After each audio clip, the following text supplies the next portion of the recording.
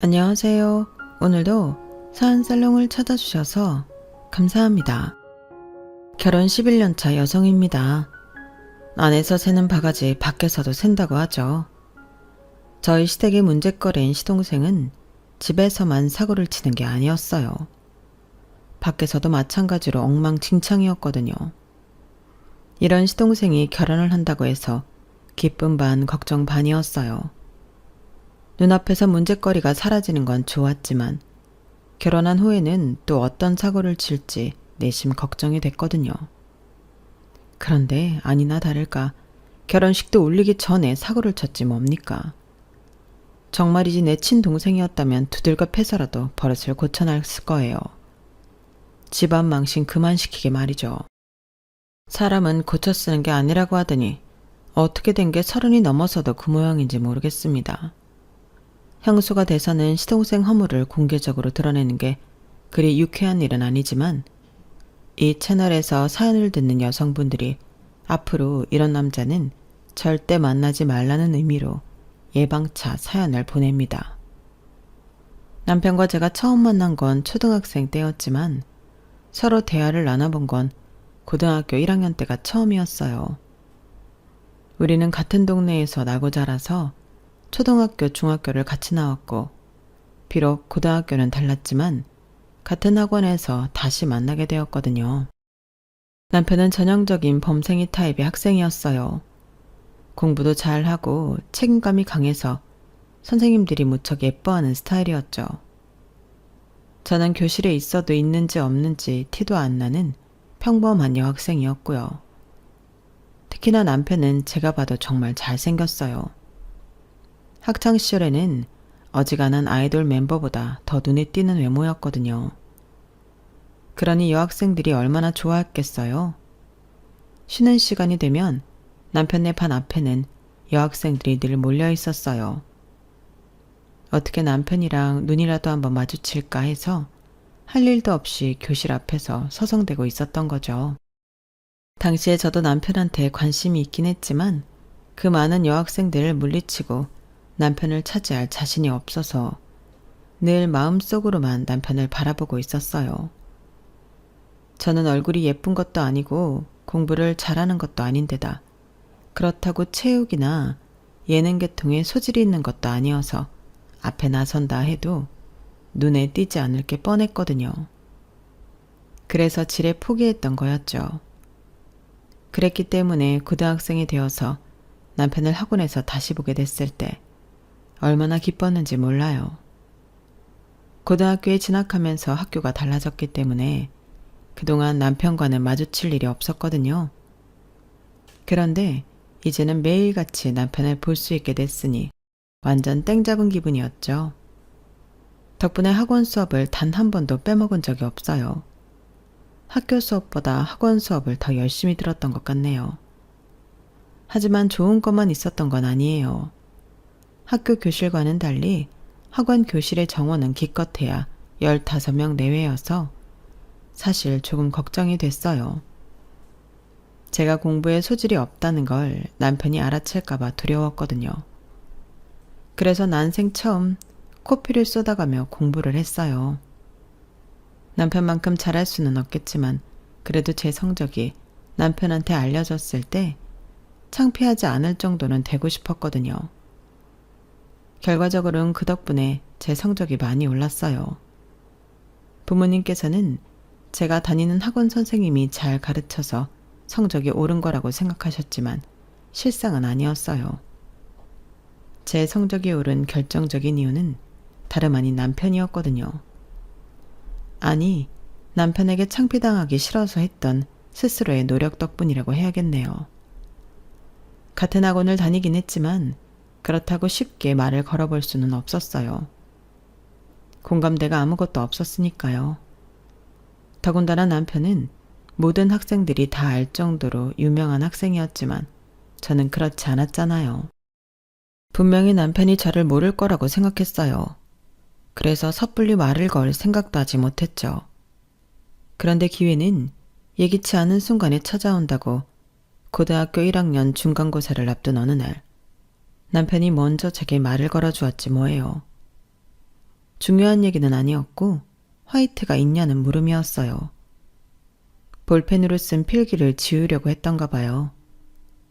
별거 아닌 그 말에 제 심장은 콩닥콩닥 뛰기 시작했고 얼굴은 서서히 빨개지더니 잠시 뒤에는 금방이라도 터져버릴 것처럼 벌겋게 달아올랐지 뭐예요.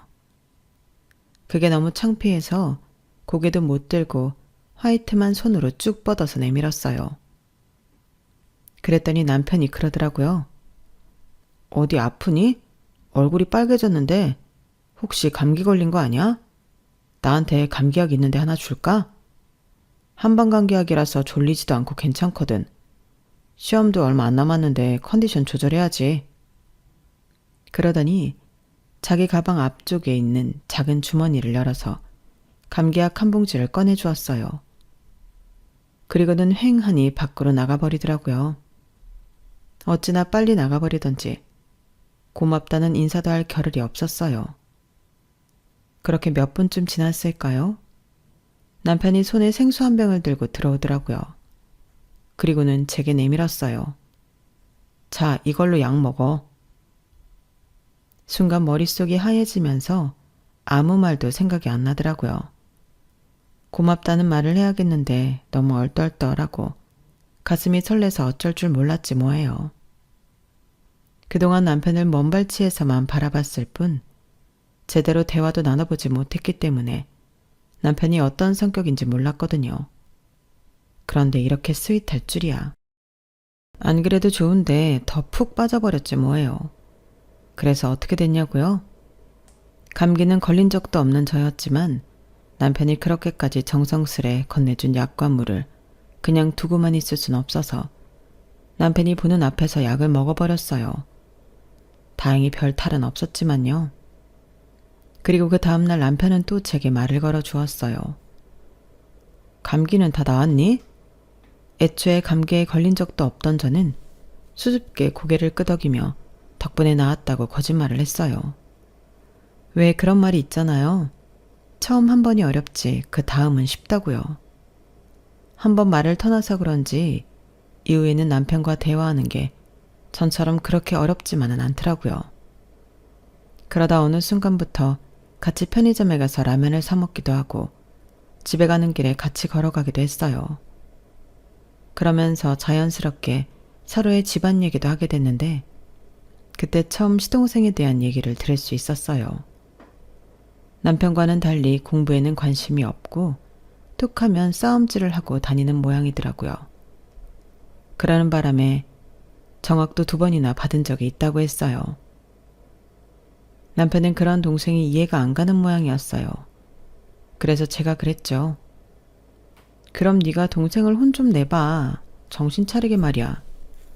그랬더니 남편이 낮은 한숨을 쉬더라고요. 나 동생이랑 안 친해. 친하건 안 친하건 그게 무슨 상관이야, 형제지간에. 형이 동생 좀 혼낼 수도 있는 거지. 나도 내 동생이 말 안 들으면 부모님 대신 혼내기도 하는걸. 그러자 남편이 어렵게 입을 뗐어요. 실은 내 친동생이 아니야. 우리 부모님 재혼하셨거든. 얘기를 들어보니 남편네 집은 재혼 가정이더라고요. 남편은 아버님이 데리고 왔고 동생은 새엄마가 데려온 자식이었어요. 2분이 재혼을 하시면서 형제가 된 거지 뭐.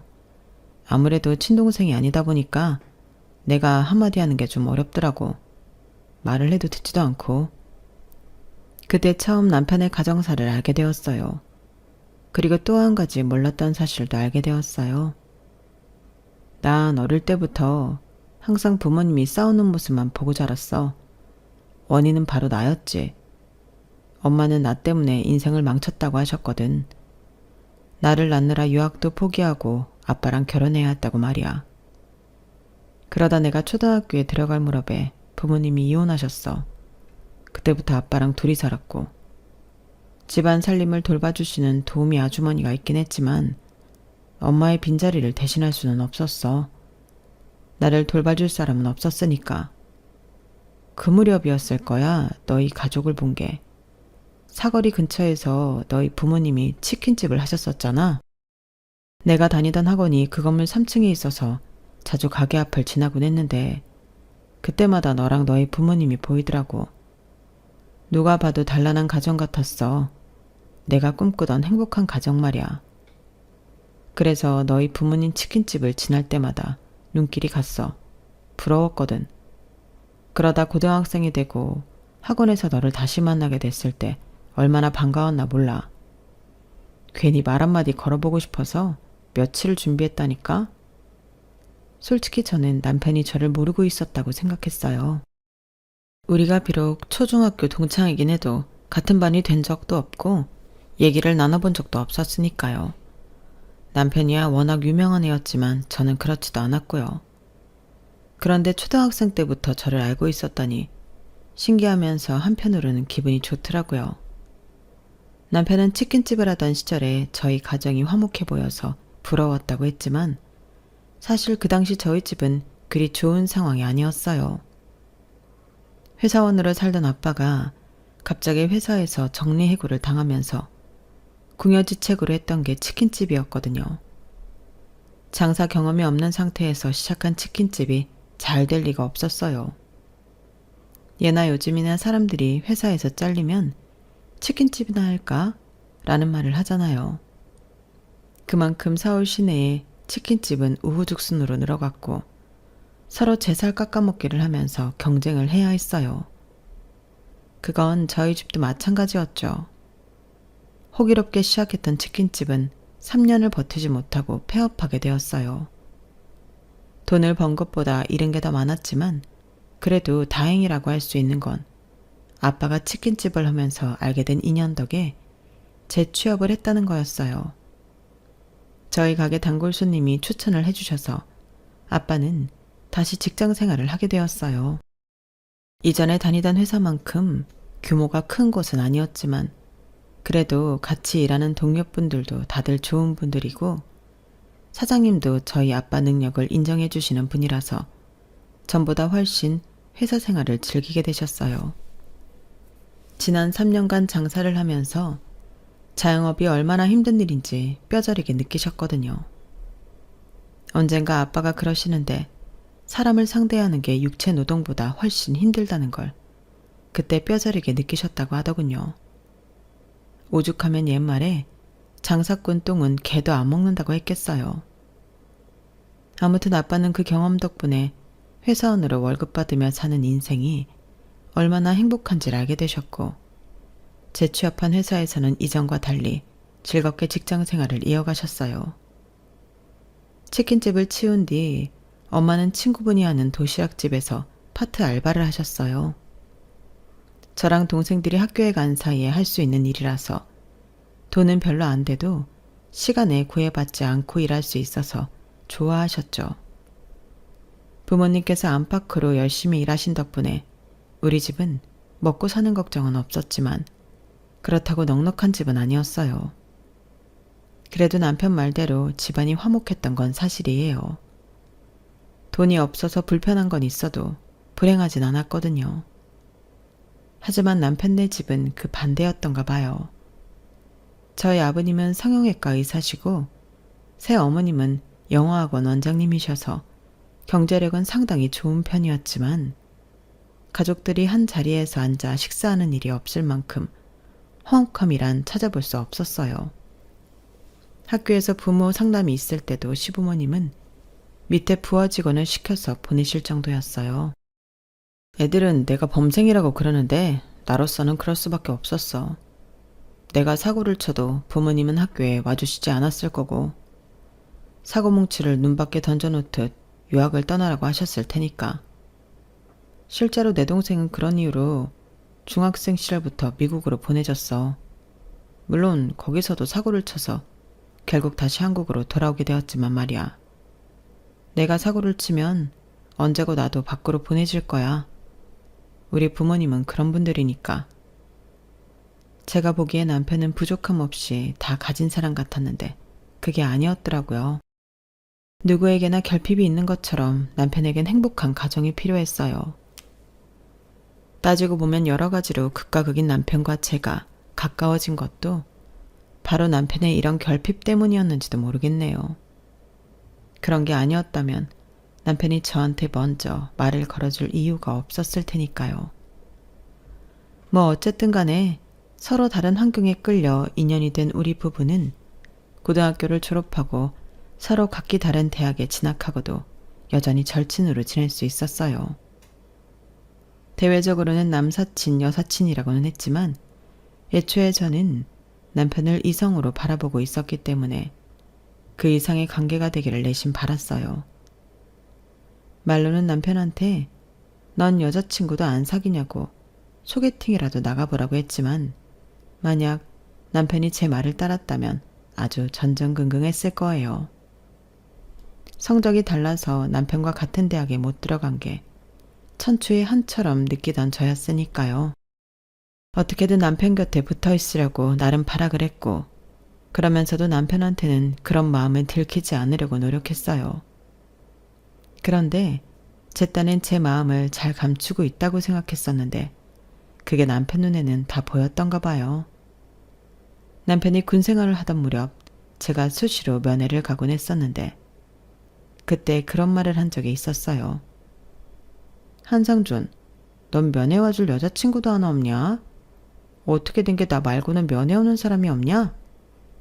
너 있는데 다른 사람이 뭐가 필요해? 그리고 다른 여자가 면회 오면 너 속상해할 거잖아. 남편의 대답에 전곡을 찔린 저는 아무 말도 못하고 굳어버렸어요. 너 나 좋아하잖아. 그래서 내 옆에 있는 거고.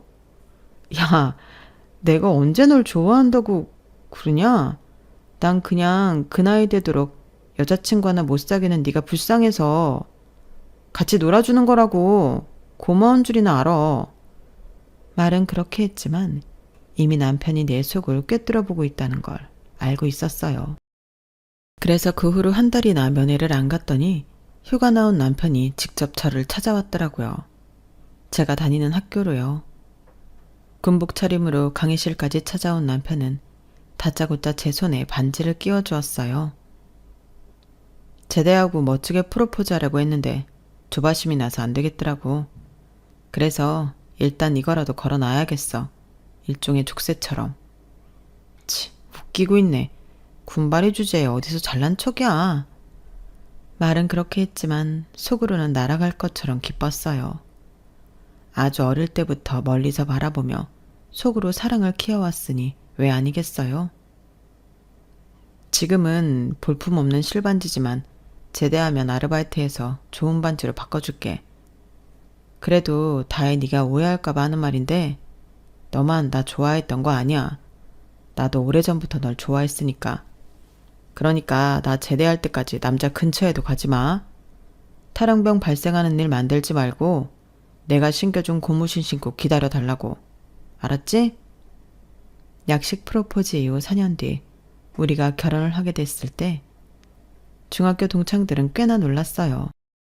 남편의 짝이 제가 됐다는 게 많은 여자 동창들한테는 충격적일 수밖에 없었을 거예요. 남편은 의사 집안 출신에 본인은 명문대 공대 다니고 있고 훤칠한 키에 인물까지 좋으니 누군들 탐내지 않고 배기겠어요. 한마디로 그 시절 우리가 좋아했던 남학생을 존재감 1도 없던 여학생이 가로챘으니 충격 그 자체일 수밖에 없었어요. 그래서였을까요? 청첩장을 돌린 수보다 배나 많은 동창들이 결혼식에 와주었더라고요. 축하하는 의미는 아니었고 도대체 제가 어떤 능력으로 남편을 사로잡았는지 보자는 생각이었던 것 같아요. 하지만 아무리 눈을 씻고 봐도 동창들 눈에는 제 장점이 보이지 않았나 봐요. 신부 대기실까지 와서 저 들으라는 식으로 쑥덕거리더라고요. 혹시 혼전 임신 아닐까? 애를 빌미로 상준이 발목 잡은 거 아니야? 그렇지 않고선 어떻게 다혜 같은 애가 상준이랑 결혼을 해? 보니까 그동안 상준이 옆에서 끈질기게 붙어 있었던 모양이더라고. 여우 같은 게 옆에서 가스라이팅이라도 한 거 아닐까? 애초에 축하는 바라지도 않았지만 그래도 남의 집 잔치에 와서 이런 식으로 초를 치는 건 참기 힘들더라고요. 그래서 한마디 하려는데 저보다 남편이 먼저 반응을 하더라고요. 누가 그런 소리를 해? 우리 다혜가 혼전 임신했다고. 내가 허니문 베이비 만들려고 허벅지 찔러가며 지금껏 참아왔는데 임신이라니. 아, 그리고 여우같이 가스라이팅한 건 다혜가 아니라 나야. 내가 초등학생 때부터 우리 다혜를 많이 좋아했거든. 혹시라도 딴 놈이 채갈까봐 도망 못 가게 옆에 잡아놓느라 얼마나 힘들었는데 그딴 개소리냐고. 초대도 안 한 잔치에 불청객으로 왔으면 조용히 밥이나 먹고 가라. 허튼 소리 하다 피 보지 말고. 지금껏 남편을 봐오면서 이렇게 화를 내는 모습은 처음이었어요. 욕설한만 안 하는 범생인 줄 알았는데 화가 나니 입도 많이 걸어지는 게 남편의 새로운 모습을 보는 것 같았어요. 그런데 그게 싫지만은 않더라고요. 그날 남편의 살벌한 경고 덕분에 동창들 사이에선 저에 대한 시샘의 말들은 쏙 들어가고 말았거든요. 그날 그 일을 제외하곤 별탈 없이 결혼식이 진행됐어요. 다만 시동생이 결혼식에 참석하지 않았다는 게 조금 마음에 걸리긴 했지만요. 결혼식 정날 새 어머님께서 시동생의 불참에 대해 미리 언지를 주셨기 때문에 놀라지는 않았지만 그래도 서운한 마음은 어쩔 수 없더라고요. 동생 말이야. 아무리 피가 안 섞인 형제라지만 그래도 형 결혼식에 참석은 해야 하는 거 아니야? 학업 때문에 해외에 있다지만 그렇다고 결혼식에 못 올 정도는 아니잖아. 오지나 아프리카에 있는 것도 아니고. 그러자 남편이 난감한 표정으로 말했어요. 오지나 아프리카는 아니지만 못 올 상황이긴 해. 마음대로 나올 수 없는 곳에 있거든. 그게 어딘데? 남편은 더 이상 말을 하지 않았어요. 마음대로 나올 수 없는 곳이라. 머릿속에선 그 말이 계속 맴돌았지만 그렇다고 남편한테 캐묻진 않았어요. 말해줄 수 있는 얘기라면 제가 남편이 먼저 얘기를 해줬을 테니까요. 그래서 대충 짐작만 할 뿐 조용히 지나갔어요. 제가 시동생을 처음 본 건 결혼식을 하고 반년쯤 지난 뒤였어요. 악면 높았던 시동생은 정작 만나보니 그저 평범한 사람이더라고요. 인상도 곱상하고 말투도 행동도 뭐 하나 튀지 않을 정도로 평범했어요. 그래서 더 이상하더라고요. 이런 사람이 학폭에 사기, 폭력 전과까지 있다는 게 믿어지지 않을 정도였거든요. 시부모님은 시동생을 투명인간 취급을 하셨어요. 남편도 동생과는 말도 섞지 않았고요. 그래서 그런지 시동생은 자기 말에 상대를 해주는 저한테만 말을 걸더라고요. 형수님, 이번 주말에 시간 되세요? 내가 누굴 좀 만나러 지방에 내려가야 하는데 아시다시피 차가 없어서요. 저 좀 태워주시면 안 돼요? 그러자 남편이 버럭 소리를 쳤어요. 한정연, 네 일은 네가 알아서 해. 기차를 타든 버스를 타든 알아서 가라고. 남편의 과민 반응에 제가 더 놀랐어요. 그런데 당사자인 시동생은 늘 있는 일인 것처럼 심드렁 하더라고요. 시댁에서 나와 집에 가는 길에 남편한테 물었어요.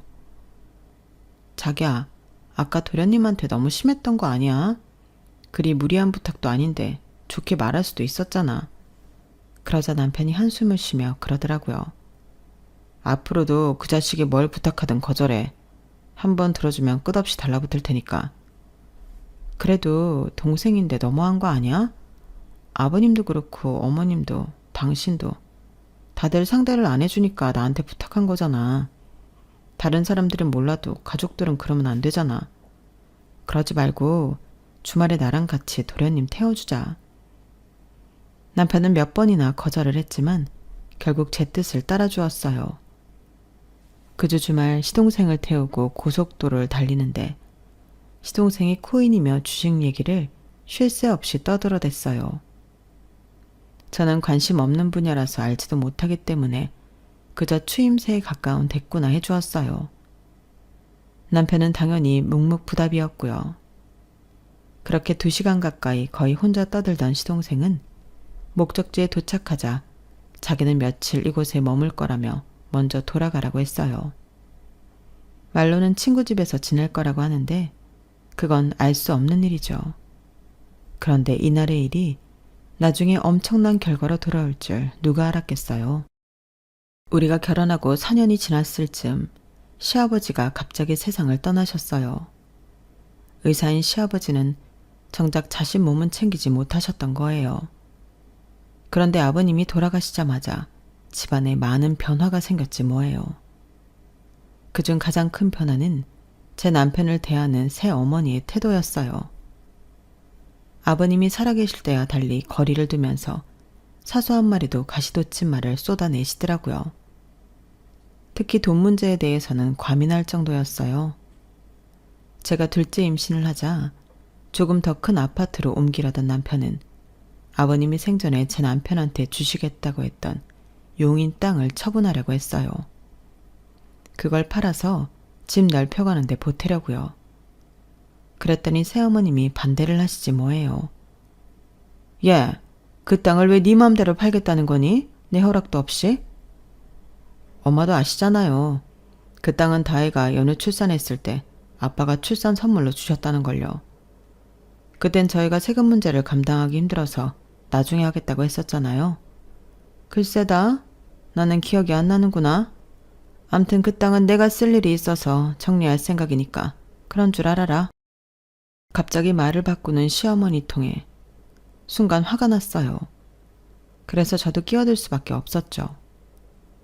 어머님, 저 출산하고 산후조리원에 있을 때 아버님이랑 어머님이 같이 오셔서 용인 땅 얘기하고 가셨잖아요. 그래놓고 기억 안 난다고 그러시면 어떡해요. 그러지 말고 저희가 팔게 해주세요. 글쎄 안 된대도. 막무가내로 안 된다는 말만 고집하는 시어머니 때문에 남편도 저도 황당하기 그지없었어요.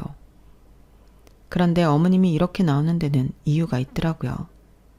알고 보니 그 땅은 이미 시동생이 팔아먹은 지 좀 됐더라고요. 날짜를 보니 아버님 장례가 끝나자마자 바로 팔아치웠던 거죠. 자기야, 혹시 아버님이 남겨주신 다른 재산도 이미 정리한 거 아닐까?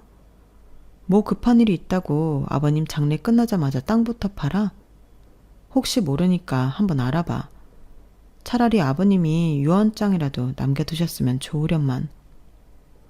그동안은 딱히 새 어머니에 대해 반감을 가진 적은 없었지만 아버님이 돌아가신 이후 너무도 변해버린 모습에 저도 모르게 새어머니를 의심하게 되었어요.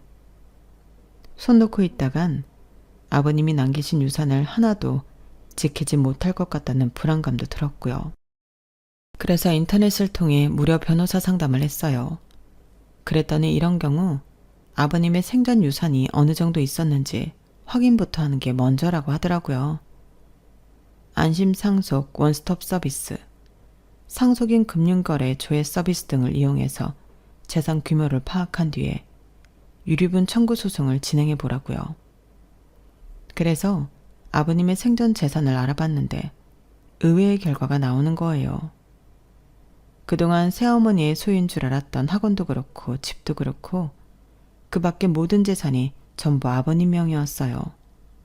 한마디로 시댁의 모든 재산 중에 새어머니 소유의 재산은 하나도 없었던 거예요. 이상하다. 분명히 두 분이 재혼하실 때 새어머니 재산이 꽤 있었던 걸로 알고 있거든. 학원도 새어머니 친정에서 해준 거라고 했었고. 그런데 이게 왜 다 아빠 명의로 되어 있지? 새어머니께 물어봐도 제대로 된 대답을 들을 수 없을 것 같아서 고모님께 전화해 물어봤어요. 그랬더니 대뜸 왜긴 왜야. 정연이 그놈이 사고쳐서 다 해먹은 거 네 아빠가 되찾아준 거니까 그렇지. 그놈이 지금껏 해먹은 돈만 해도 빌딩 하나는 세울 거다. 그러게 오빠도 그렇지. 진작에 유언장 만들어 놓으라고 그렇게 말했는데도 말을 안 듣더니 이제 어떡할 거야? 너한테 마땅히 돌아가야 할 유산까지도 네 새엄마랑 정연이까지 나눠 가져야 할 판이잖아. 그게 누구 돈인데? 암튼 자세한 건 네 아빠 죽어라 은행 가서 금고 열어보면 알 수 있을 거다. 네 아빠가 문서란 문서는 죄다 거기에 넣어두었으니까. 결국 남편과 함께 아버님이 이용하시던 주거래 은행에 찾아갔고 여러 장의 서류를 제출하고서야 아버님의 금고를 열어볼 수 있었어요. 고모님 말씀대로 금고 안에는 그간의 재산 흐름을 유추할 수 있는 각종 서류가 들어있었어요. 거기에는 아버님의 유산을 포기하겠다는 시동생의 각서도 들어있더라고요. 시동생은 미국 유학 시절에 그곳에서 각종 사건 사고를 일으켰고 그 바람에 합의금과 변호사 비용 등 엄청난 돈이 들었어요. 새어머니는 아버님 몰래 그 일들을 처리하느라 학원 건물과 집까지 팔았고 더는 혼자 힘으로 처리할 수 없을 때가 돼서야 아버님께 이실직고를 하셨던가 봐요. 아버님은 새어머니의 학원과 집을 찾아주는 대신 이후 유산에 대해 시동생이 상속권을 행사할 수 없도록 각서를 받아두신 거였어요. 시동생이 그 어떤 유산에도 손을 댈 수 없도록 말이죠. 그런데도 아버님이 돌아가시자마자 용인 땅까지 팔아먹었다니 간이 배 밖으로 나온 짓이었죠. 결국 그 바람에 우리 부부가 모든 사실을 알게 됐으니 자업자득이라고 해야겠네요. 유산 배분에 대해 시동생은 불만이 많았지만 서류가 남아있는 한 아버님 유산에 권리를 행사할 길은 없었어요. 그렇게 몇 년이 지나고 시동생은 어머님이 운영하시는 학원을 관리하며 살고 있다는 소식을 들었어요. 그리고 결혼 일주일 전에 청첩장을 보냈더라고요. 아버님 유산 문제를 처리하면서 이미 사이가 벌어진 탓에 시댁과 소원해진 우리 부부였지만 그래도 시동생 결혼식에는 참석을 했어요. 그게 한때나마 가족이었던 사람에 대한 마지막 예의라고 생각했거든요. 그런데 결혼식장에 도착해 막 식장에 들어가려는데 웬 상복을 입은 여자가 저를 잡더라고요. 저기요, 신랑 어디 있어요? 할 말이 있어서요. 남의 결혼식에 상복까지 입고 오다니 제정신이 아닌 사람 같았어요. 하지만 그 표정이 너무 진지하고 슬퍼 보여서 모른 척할 수만은 없더라고요. 그래서 시동생을 불러 만나게 해주었죠. 그랬더니 상복 입은 여자를 본 시동생이 귀신을 본 사람처럼 놀라며 주변을 살피더라고요. 그리고는 여자를 끌고 비상구로 향했어요. 그리고 잠시 뒤 비상구 쪽에서 비명소리가 들렸어요. 사람들 시선은 온통 비상구로 쏠렸고 안내요원이 달려가 비상구 문을 열었더니 하얀 턱시도에 핏물이 든 시동생이 비틀거리며 도망쳐 나왔어요. 그 뒤에는 손에 커터칼을 쥔 채 주저앉아 있는 여자가 보였고요. 그 바람에 일식장은 발칵 뒤집어졌고 결혼식은 파투가 나고 말았어요. 이후 경찰서에서 알려진 바에 의하면 시동생은 상복 입은 여자의 남편한테 사기를 쳤고 그 바람에 전 재산을 잃은 남편은 스스로 잘못된 선택을 한 모양이었어요. 장례식장에서 시동생의 결혼 소식을 들은 여자는 상복을 입은 채로 결혼식장으로 달려왔던 거예요. 처음부터 칼로 어쩌려고 했던 건 아니고 남편 빈소에 와서 사죄하게 하려고 위협용으로 들고 갔던 건데 시동생이 오히려 망자를 모욕하는 말을 하자 홧김에 휘두른 모양이었어요. 시동생의 목에 상처는 입혔지만 깊지도 않고 고의는 없었기 때문에 여자는 선처를 받을 수 있었어요. 하지만 시동생의 결혼은 그대로 끝이 나버렸어요. 여자 쪽에서 이번 일로 인해 시동생의 전과 사실을 알게 됐거든요. 돈 많은 처가를 얻어 남의 돈 펑펑 쓰며 살 생각을 했던 시동생의 계획은 수포로 돌아갔어요. 게다가 사기 혐의로 또다시 실형을 살 위기에 처했죠. 알고 보니 우리가 결혼을 하던 그때도 시동생은 사기죄로 실형을 살았더라고요. 우리 결혼식에 참석할 수 없었던 이유가 그거였던 거죠. 저는 아직도 이해가 안 가요. 시동생 말이에요. 돈 없는 집에서 힘들게 살아야 했던 것도 아니고 뭐든 들어줄 재력을 가진 부모까지 두고도 왜 그렇게 사기를 치고 사는 건지 참. 그런 걸 보면 남편이 왜 그렇게 내 친정을 보고 부러워했는지 알 것도 같았어요. 돈이 있어도 행복을 살 수 없다는 걸 일찍부터 깨달았기 때문이었겠죠. 돈으로 부모 노릇을 대신하려던 새어머니는 결국 자식을 2번이나 교도소에 보내게 되었어요. 자식이 잘못을 했을 때 부모가 어떻게 해야 하는지 새어머니를 보고 명확히 알게 되었어요. 자식의 잘못을 무턱대고 덮어주기보다는 죗값을 치를 수 있게 하는 게 진정으로 자식을 위하는 길이라는 걸 말이죠. 2 아이를 둔 엄마로서 저도 명심하고 살아야 할 것 같습니다. 그래야 내 자식들이 온전한 인간으로 자랄 수 있을 테니까요. 지금까지 제 사연을 들어주셔서 감사합니다. 여러분들의 가족이 화목하고 행복하시기를 바랍니다. 건강하세요. 여러분, 사연 댓글에 응원과 현명한 조언 부탁드려요. 좋아요와 구독은 저에게 큰 힘이 됩니다. 오늘도 좋은 일 가득하세요.